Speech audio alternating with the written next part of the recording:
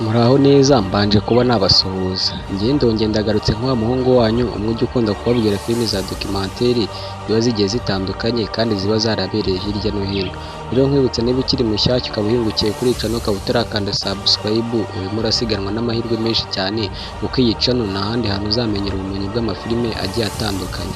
Rero ikintu nagusaba basi ni ugukanda subscribe, ukibuka no kuba wakora ku nzogera kugira ngo tujye tubana muri ibi biganiro. Rero njye ndongeye ndagarutse rero ku nkuru nyinshi cyane mba ngenda mbazi ziba zigiye zitandukanye, ariko ndongeye ndagarutse ko nzi ko umwaka ugiye kurangira ndavuga ati reka mbakore filime zahitinze muri uyu mwaka wa 2025 kugira ngo muzimenye.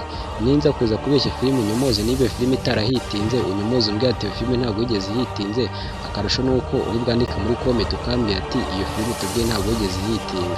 Rero ngiye tugiye kubona muri iki kiganiro aracyari Kwizera Jean de Dieu, kanda subscribe wibuke no kuba wakora ku nzogera. Akenshi na kenshi hari igihe tureba filime ariko izo filime zikarangira nta n'ikintu kizima dukuyemo ese cyangwa atari na nziza cyane. Rero ngewe nje gukora urutonde rwa filime kandi zahitinze mu Rwanda se cyangwa n'ahandi hose hagiye hatandukanye ndetse no ku isi, kandi akaba ari filime tuzasigara tureba ibihe byose kandi tukahora tunazibuka bitewe n'uko zari nziza cyane.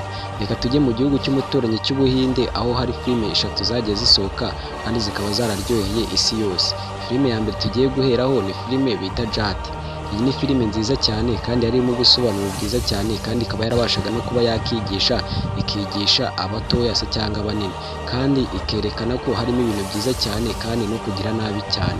Kandi icyiza ikira filime ni uko harimo ibintu byinshi cyane bigiye bitandukanye nko gusaba imbabazi, aho uriya musirikare aba avuye mu kibari akaza agiye kurya akawunga ku mukecuru bakamumenera akawunga bakagasuka hasi, niko kugira umujinya mwinshi cyane akababwira ati timunsaba imbabazi bakabyanga kuko baba bafite ubuhagarariye kandi afite ubunararibonye kandi abantu bose bamutinya se cyangwa abaturage bose bamutinya banga kumusaba imbabazi, bose akabajyamo akabakubita akabashyira hasi. Mu kubashyira hasi akavuga ati dufite uwadutumye ati ngo mugende mumunyereke, akagenda nawe akamukubita maze ubundi bikarangira yegereye kuri bosi mukuru, kandi uwo bosi mukuru aba yarayogoje abaturage kandi bamutinya cyane.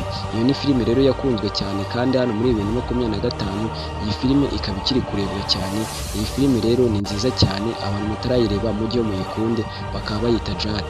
Indi filime rero nayo tugiye kuvugaho nayo yahitinze nayo nziza cyane kandi yasohotse yaryoheye abatuye isi bose kandi bagahora banayireba buri munsi kandi bakanayisubiramo. Iyi ni filime ni Pushpa igice cya 3. Ni Pushpa rero nawe abagerageza kuba yarenganura abaturage se cyangwa mu kubafasha bitewe n'uko baba bafite ubukene bwinshi cyane, akaba ari naho rero ajya gutema ibiti bya leta rero kugira ngo abigurishe azabone amafaranga. Pushpa rero nubwo abatema ibiti by'abaturage leta cyane cyane bimugendaho bitewe n'uko aba yangiza ibidukikije, ariko kubera ko afite amasoko menshi cyane aba ashaka kuba yagemuraho ibyo biti bituma bitema maze leta ikabasha kuba yamugendaho. Pushpa rero ni filime nayo nziza cyane yasohotse mu Buhinde kandi ikaryohera abantu benshi cyane bitewe n'uko iyi filime yarimo ibintu byinshi cyane byigisha nko kugira neza se cyangwa gutabara abaturage. Iyi filime nayo rero ubanyomoze ko nayo itahitinze muri uyu mwaka navuga ati ntabwo yigeze hitinga. Komete zibereho kugira ngo dusubizanye kandi turebere hamwe twese ibintu byagiye bituryohera kandi tukanabikunda cyane. Rero aho ngaho ni mu Buhinde rero twari turi.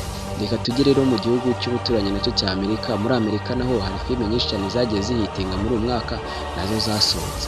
Niba warebye filime bita Man of Honor, ni filime nziza cyane aho uriya mwirabura aba ashaka kurenganura abandi birabura kubera ko abazungu baba bamuzira cyane kuba yarinjiye mu gisirikare ari umwirabura.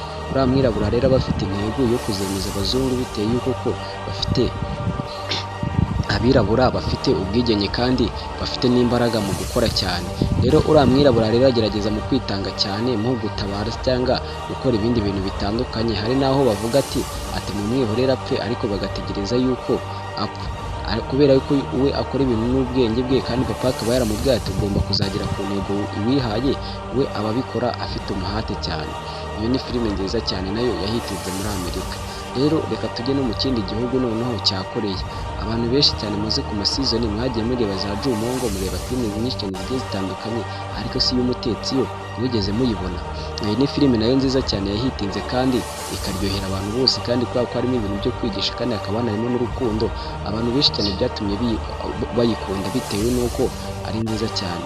Ya filime rero ni ukuvuga ati abari ibwami ariko bakaba bakeneye umutetsi ariko bakaba batamubona. Rero byumvikane rero haza kuza umukobwa bamufashe mu mbohe batazi ko atazi guteka, nyuma akaza kuza gusaba akazi ko guteka, ariko umwami ntabyemere neza kubera ko umwami aba ari umusore kandi akaba akiri ingaragu, nta musheri bafite baba bakundana, biza kuza kugira aho ngaho bagakundana. Rero umukobwa ajya guteka mu gikoni batabyizeye kuko abatekera ibiryo biryoshye, agatekera ikigo cyose cyangwa ubwami bwose, bakarangira bavuga ko ibiryo biryoshye, bagashaka umutetsi wabitetse bagasangana uwo mukobwa. Kandi ikindi gikurikiyeho noneho aza kuza kuba yakundana n'uwo mwami bitewe n'uko uyu mukobwa aba azi guteka kandi akaba anamwereka mu ishusho nziza cyane, bikarushaho ko umwami yagenda amukunda cyane bitewe n'uko akora ibintu byiza cyane. Izo ni filime rero zigeze muri eshatu rero nkubwiye, niba hari indi filime nibagiwe nayo yimbwire, nayo tuzayikoraho ubutaha, ngenda bakunda cyane.